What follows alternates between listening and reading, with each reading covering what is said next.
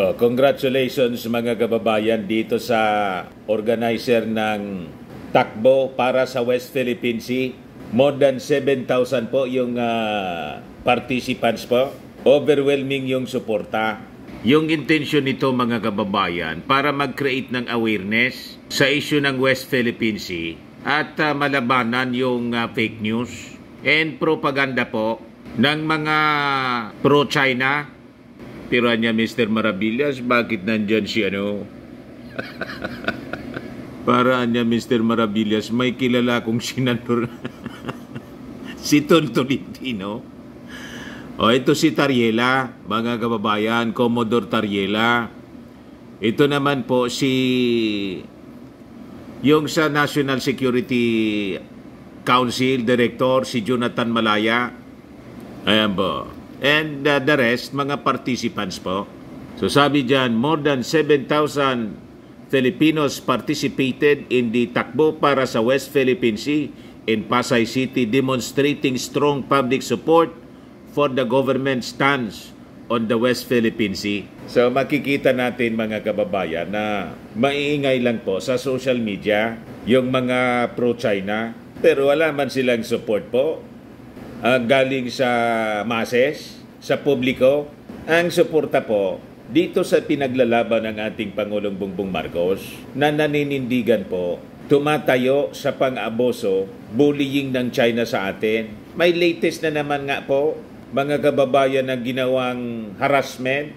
Ito yung report ngayon ng Philippine Daily Inquirer, West Philippine Sea, Chinese Coast Guard militia vessels intercept 2 Philippine Coast Guard boats near Ayungin. Hindi man yan, file photo man lang po ito. Mali man nga, mga kababayan, itong picture na ginamit yata. Ganyan talaga po sa mainstream, gumagamit sila ng file photos man lang ito. Yung sa resupply mission ito na hinarang, ito, Reuters file photo siya. Yung dati siya, baka ma-misinterpret po ninyo. Ganyan talaga sa mainstream, gumagamit ng file photos. Sinasabi naman nila. Kasi wala pang available po na photos na binibigay yung Philippine Coast Guard. And in fact, tinawagan ng Inquirer, wala pang sagot yung Philippine Coast Guard. Paano niya Mr. Maravilla sumagot yung Philippine Coast Guard? Si Tariela nasa takbo para sa West Philippine Sea. Ganyan talaga po. Hindi man basta-basta nagpapalabas sila. Pinag-aaralan muna. Talagang purposely, dinidelay nila yung release ng mga information para iniingatan po yung pagpapalabas ng mga news releases kasi baka magkamali. Pati yung mga wordings dyan, yung mga pananalita, iniingatan, pinagdidibitahan muna mga kababayan kung ano yung sasabihin. Tingnan ninyo yung unang sinabi ni Lucas Bersamin. Naalala ninyo yon? Na yung sa Ayungin, na sinabi ni Bersamin, misunderstanding man sa anya yon, tapos accident. Tapos kinoriksyonan po ng DND at ng Philippine Coast Guard. So yun po yung mga iniiwasan. So sabi dito sa latest mga kababayan na ginawa na panghaharang na naman po ng China's Coast Guard, ang sabi dito, at least 6 maritime militia vessels sa kayong 102-meter long Chinese Coast Guard reportedly intercepted to Philippine Coast Guard boats malapit po sa Ayungin Shoal. Sa post on X, yung dating Twitter po, sabi ni West Philippine Sea Monitor Ray Powell na itong dalawang Coast Guard natin, Coast Guard ships, in-intercept ng Chinese Coast Guard, yung BRP Cabra at BRP Cape Ingano, now passing 40 nautical miles east of Second Thomas Shoal. In-intercept siya ng China's Coast Guard 5203 kasama ang may 6 pang mga maritime militia vessels at binubuntutan po. So wala pang report dito mga kababayan, yung Philippine Coast Guard. Itong si Powell kasi po, siyang laging nakatutok dito sa West Philippine Sea. Through satellite kasi, nakikita niya, namomonitor niya lagi. Kaya laging nauna po siya sa pagpapaabot ng balita. But anyway, baka bukas mag-release na sila o mamaya lang mag-release na yung Philippine Coast Guard ng report po kung ano yung nangyari. Nang i-intercept na naman po yung ating dalawang barko nitong mga Chinese. Kaya importante itong ginagawa po natin na awareness campaign. Kasi po, kasama rito yung labanan sa propaganda po. Ang tawag niyan, cognitive warfare. Yung style ng China po, nilalason yung isipan ng ating mga mamamayan sa pamamagitan po ng cognitive warfare, pagpapalabas po ng mga propaganda para paghati-hatiin po tayo. So tama itong ginagawa ng ating Philippine Coast Guard, ng ating organizers nitong takbo para sa West Philippine Sea para mag-create po, mag-raise ng awareness po sa issue ng West Philippine Sea at malabanan po yung misinformation and disinformation and black propaganda po ng China kasi massive yung kanila pong ginagawa using the mainstream media kasi in-infiltrate na nila yung mainstream media, yung social media, yung educational institutions natin, pati mga LGUs. Yun ang binulgar po ng ating armed forces, si General Browner noong isang araw. Kaya kino-congratulate natin mga kababayan, yung organizer nito. So maganda itong initiative po mga kababayan. So sabi rito, the high turnout of participant is indicative of ordinary Filipino support for the government's advocacy in the West Philippine Sea. Sabi po ni PCG spokesman for WPS Commodore J. Tariela. Describing the advocacy run as successful, Tariela said, the activity also served as a moral booster for the country's uniformed personnel from the PCG in the Armed Forces of the Philippines. The mere fact na ang mga karaniwang kababayang Filipino natin is looking ways to support our fight in the West Philippine Sea, nakakapagpataba ng puso ito sa kasundaluhan natin dito sa Pilipinas. So itong takbo sa West Philippine Sea is organized by RANRIO Incorporated along with the PCG, the National Task Force West Philippine Sea, the Philippine Information Agency at saka ng Presidential Communications Office or PCO. Di ba napakaganda mga kababayan? So sabi dyan, after Pasay City, the second leg nitong takbo para sa West Philippine Sea will be held in Cebu City on August 4. Cagayan de Oro will host the third leg of the run on September 8. Our intention for this activities to raise awareness. Palaganapin natin lalo na ang ginagawang effort ng national government sa pagtindig sa laban natin sa West Philippine Sea, sabi po ni Tariela. Kasi po, yung mga pro-China masigasig sa kanilang mga propaganda na sinasabi nila, lalo na po yung istasyon ni Pacquiao, inaaraw-araw po. Tapos si Harry Roque, si Panelo, basta't yung mga kalyado ni Maudigs. Ang linya na nila mga kababayan ng propaganda, kinakaladkad ng ating Pangulong Bongbong Marcos sa giyera yung ating bansa. So importanteng malabanan natin yung mga misinformation, disinformation. Nang intensyon mga kababayan ay pag-ati-atiin po tayo. Yang ang rason kung bakit ginagawa ito ng ating gobyerno. So sabi dyan sa balita, Tariela said other local government units are eyeing to organize their own version of takbo para sa West Philippine Sea. He said the LGU's intent is already a positive sign of the Philippines being united for WPS. In facing the WPS challenges, Tariela said the public must work together with the government under the leadership of President Ferdinand Romualdez Marcos Jr.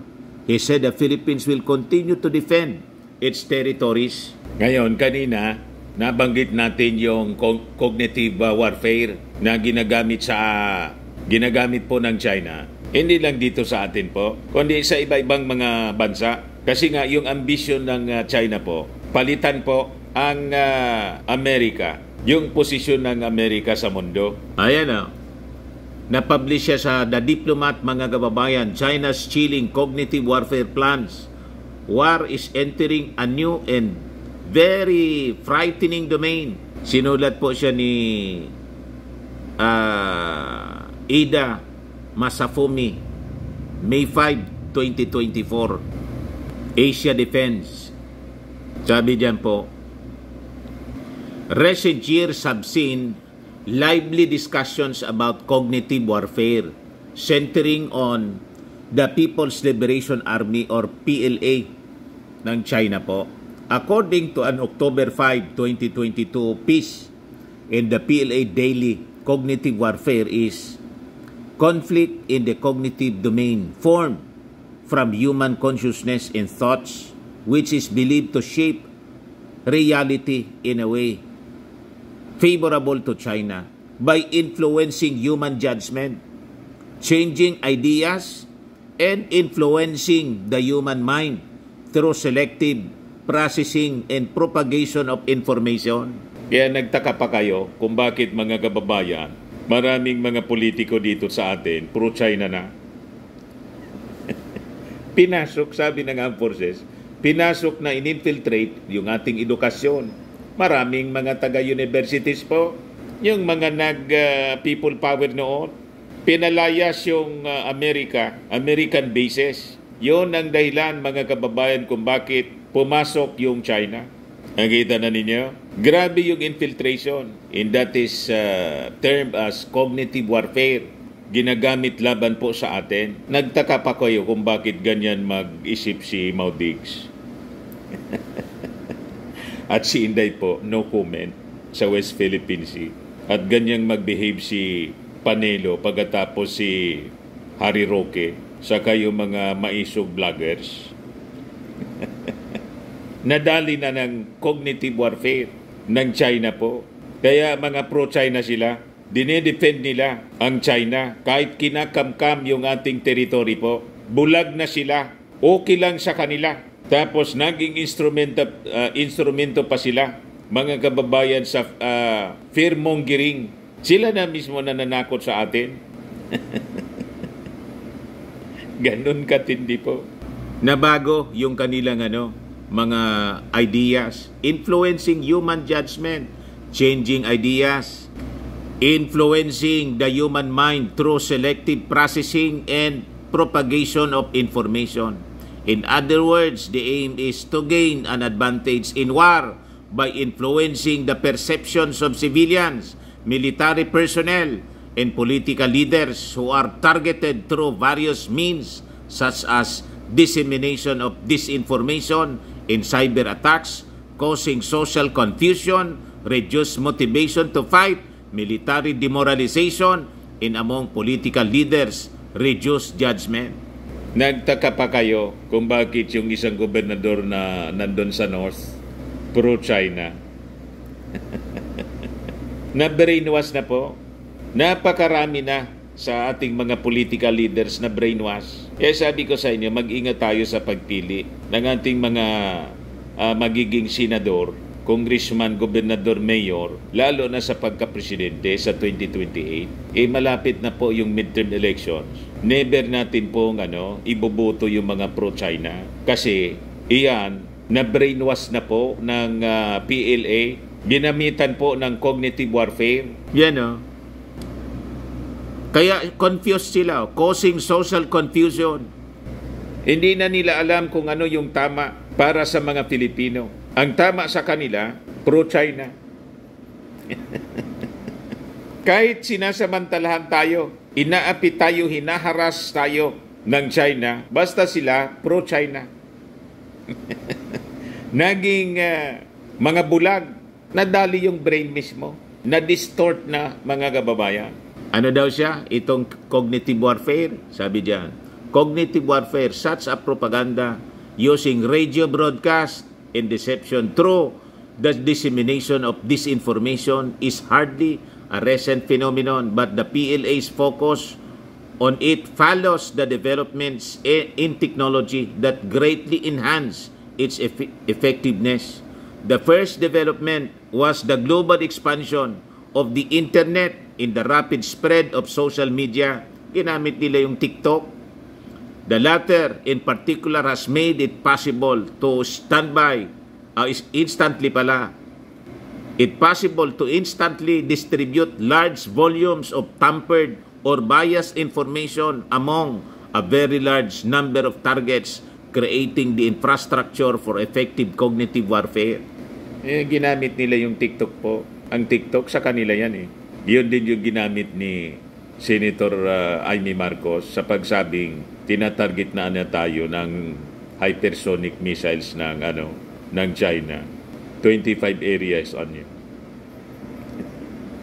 Tapos yung China mismo nagsabi, wala man niya ganyan. Nadalian niya, Mr. Marabilla, si super atin ng cognitive warfare.